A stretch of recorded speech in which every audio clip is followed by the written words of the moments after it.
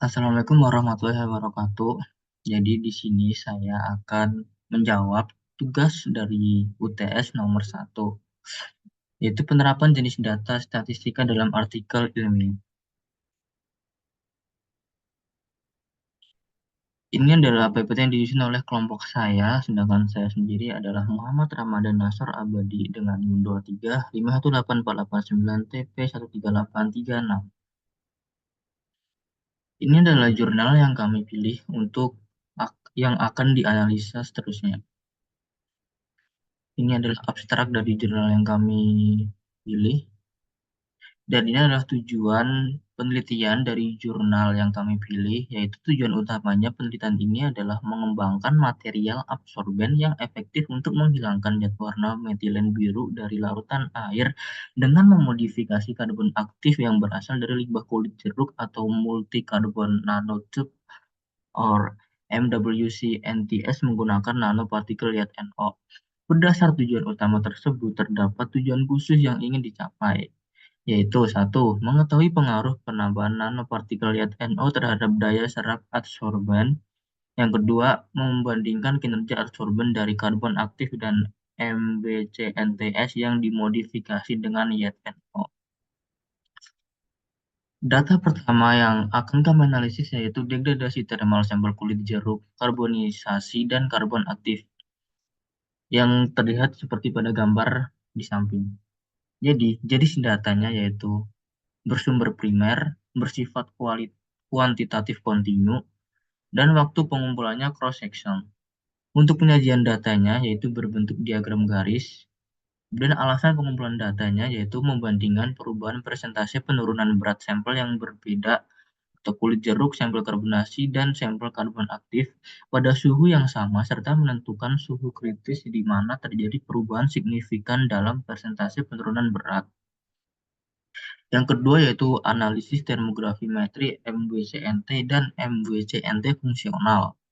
Jadi datanya yaitu primer dengan sifat kuantitatif kontinu dan waktu pengumpulannya cross-section. Kemudian penyajian datanya berbentuk diagram garis. Lalu alasan pengumpulan datanya yaitu untuk mengetahui tahapan perubahan yang terjadi pada sampel seperti kehilangan air, pembakaran karbon mob, sehingga data itu menunjukkan kehilangan berat merupakan indikasi bahwa permukaan karbon dimodifikasi oleh gugus fungsional yang diserap pada permukaan karbon, yang dapat membantu interaksi dengan kontaminan selama proses penghilangan. Lalu, ada data mengenai pengaruh waktu absorbasi terhadap presentasi reduksi MB pada sampel. Jenis datanya yaitu bersumber primer, bersifat kuantitatif kontinu, dan waktu pengumpulannya cross-section. Lalu penyajian data tersebut berbentuk diagram garis. Kemudian, alasan pengumpulan data yaitu membandingkan kinerja pH yang mempengaruhi presentasi penghilangan persen removal dalam penghilangan kontaminan masing-masing menunjukkan data pada konsentrasi yang berbeda, 15 Wt% dan 30 Wt%. Selanjutnya yaitu ada pengaruh waktu absorbasi terhadap presentasi reduksi MB pada sampel. Jadi datanya yaitu bersumber primer, bersifat kuantitatif kontinu, waktu pengumpulannya yaitu cross-section, dengan penyajian data berbentuk diagram batang. Lalu, alasan pengumpulan datanya yaitu mengetahui pengaruh variabel waktu absorbasi yang berbeda terhadap tingkat persentase reduksi MB pada sampel, membandingkan persentase reduksi MB setiap sampel pada variasi waktu absorbasi yang berbeda. Lalu, masih dengan data yang sama, yaitu pengaruh waktu absorbasi terhadap persentase reduksi MB pada sampel. Dengan jenis data bersumber primer, bersifat kuantitatif kontinu, dan waktu pengumpulan cross-section. Dengan penyajian data berbentuk diagram batang, dan alasan pengumpulan datanya yaitu mengetahui pengaruh konsentrasi absorbasi yang berbeda terhadap tingkat persentase reduksi MB pada sampel, membandingkan persentase reduksi MB setiap sampel pada variasi konsentrasi ppm yang berbeda. Lalu ini adalah data terkait verifikasi degradasi MB dengan penerapan UV-VIS dalam pH dan persentase WT yang berbeda. Ada 4 data yang tersedia. Lalu analisis yang kami cari yaitu jenis data, sumbernya primer, sifatnya kuantitatif kontinu, dan waktu pengumpulannya cross-section.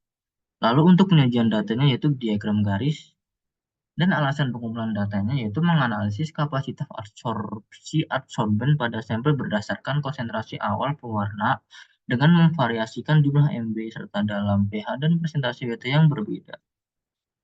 Kemudian, kesimpulan dari analisis yang kami peroleh yaitu secara keseluruhan, penelitian ini termasuk dalam kategori data kuantitatif kontinu karena angka-angka yang digunakan dalam artikel tersebut diinterpretasikan dalam bentuk nilai persen.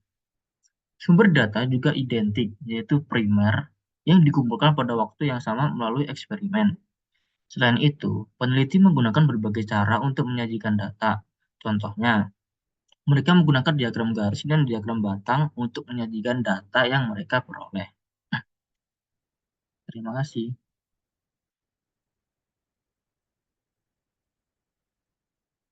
Selanjutnya, saya akan menjawab soal nomor 3 dari UTS Statistika 2024 yang diampu oleh Pak Irwan mengenai reflection assessment. Ini adalah profil dari saya.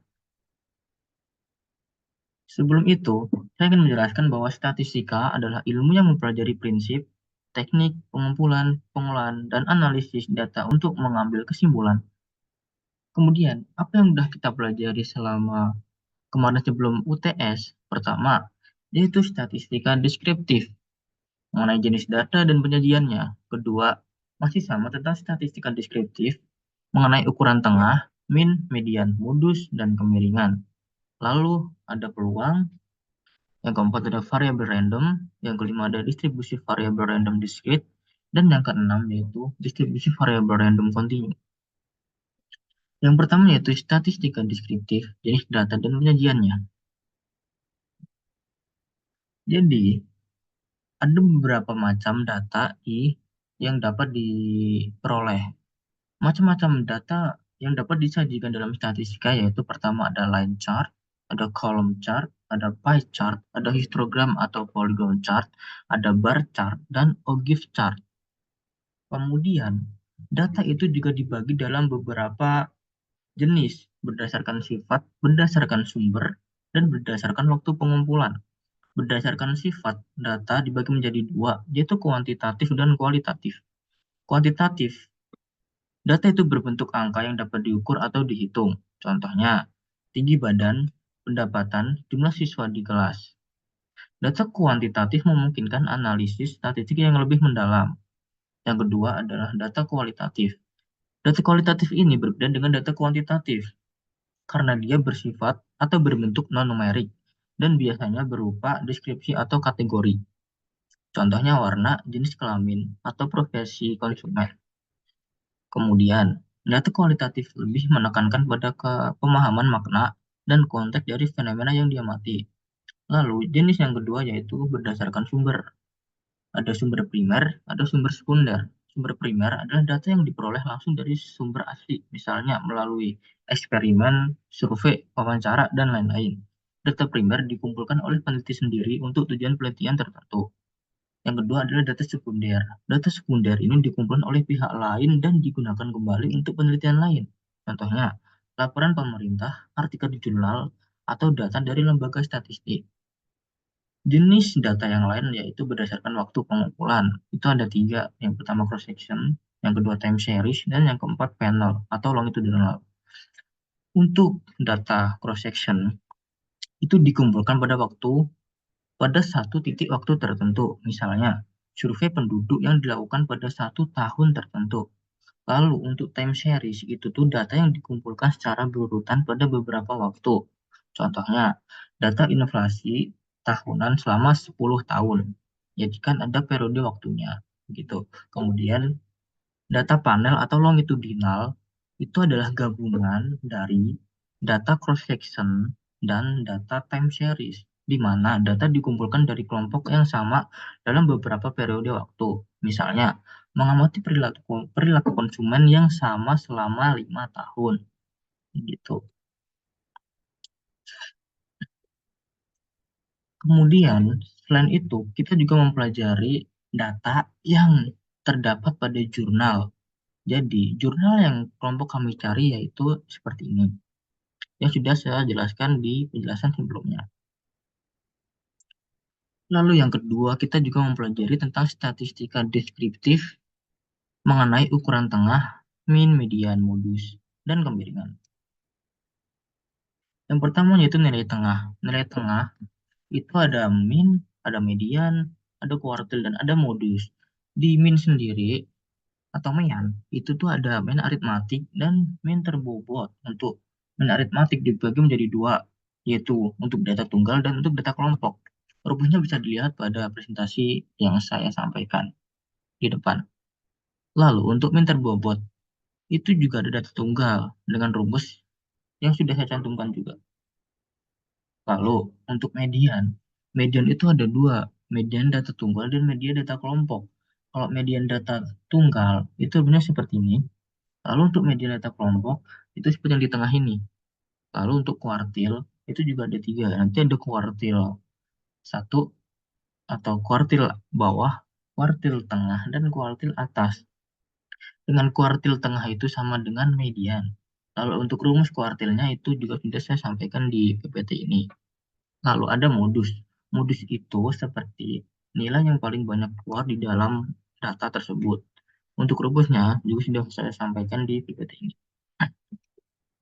Lalu untuk ukuran dispersi, itu ada jangkauan, ada standar deviasi, dan ada variansi. Jangkauan tersebut adalah data terbesar dikurangi data terkecil.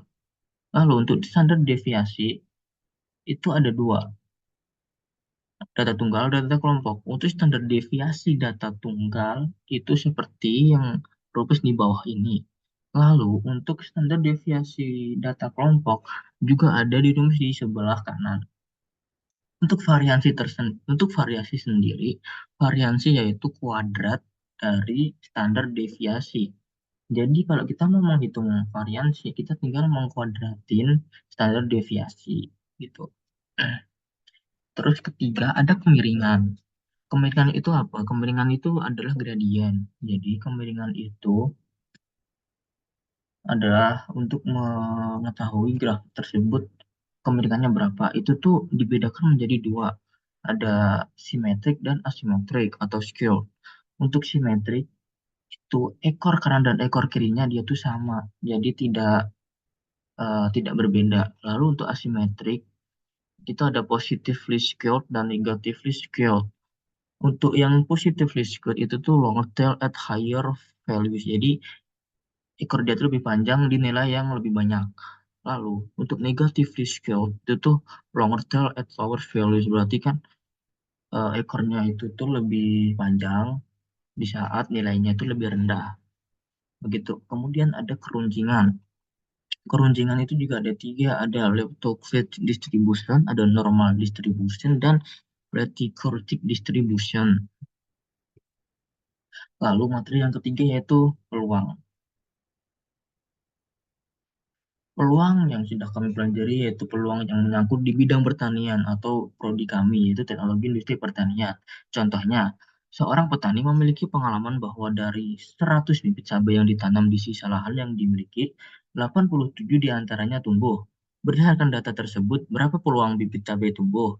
Nah, ini tuh bisa dijawab dengan rumus peluang, yaitu PA sama dengan NA per NS, di mana NA-nya itu 87, kemudian NS-nya atau semesternya itu 100. Berarti peluangnya 87 dibagi 100, which mean 0,87 peluang bibit tersebut tumbuh. Lalu, untuk materi yang keempat, yaitu variabel random. Variabel random di bidang TIP itu seperti pada soal yang sudah terpampang di depan. Jadi pertama itu untuk menentukan nilai C dari variabel random. Pertama, kita mencari integral dulu, kemudian disama dengankan satu, lalu diganti, lalu diintegralin sampai mendapat nilai C. Untuk runtutannya sudah ada di PPT di depan. Lalu, untuk mencari cumulative distribution dari fungsi X, itu seperti pada B, itu juga sudah bisa dilihat di depan untuk runtutan rumusnya lebih jelas. Selanjutnya yang kelima yaitu distribusi variabel random discrete. Untuk penerapan distribusi variabel random discrete di prodi TIP yaitu bisa diterapkan pada distribusi geometri pada bobot ikan mas koki. Tapi sebelumnya variabel random discrete itu ada tiga, yaitu distribusi binomial, distribusi geometri, dan distribusi Poisson. Jadi untuk masing-masing contohnya itu sudah terdapat di dalam layar. Seperti itu untuk distribusi binomial, distribusi geometri, dan distribusi Poisson sendiri. Lalu yang terakhir atau yang keenam yaitu ada distribusi variabel random continue. Nah, dalam distribusi variabel random continue, kita menghitung panjang atau satu luasan dari benda tertentu. Misal, di dalam prodi kami, berarti yang berkaitan yaitu penerapan distribusi variabel random continue di bidang TIP yang menerapkan distribusi normal dengan tabel Yates score pada panjang ikan patin. Jadi, ini tuh kita mencari Yates score dari suatu benda atau suatu apa yang ingin kita cari. Pertama, kita akan menghitung nilai Z-nya terlebih dahulu dengan rumus X min nu per standar deviasi.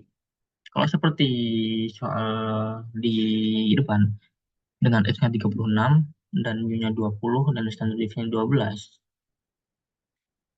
itu tinggal dibagi saja, 16 kurangi 12, ketemu 1,33.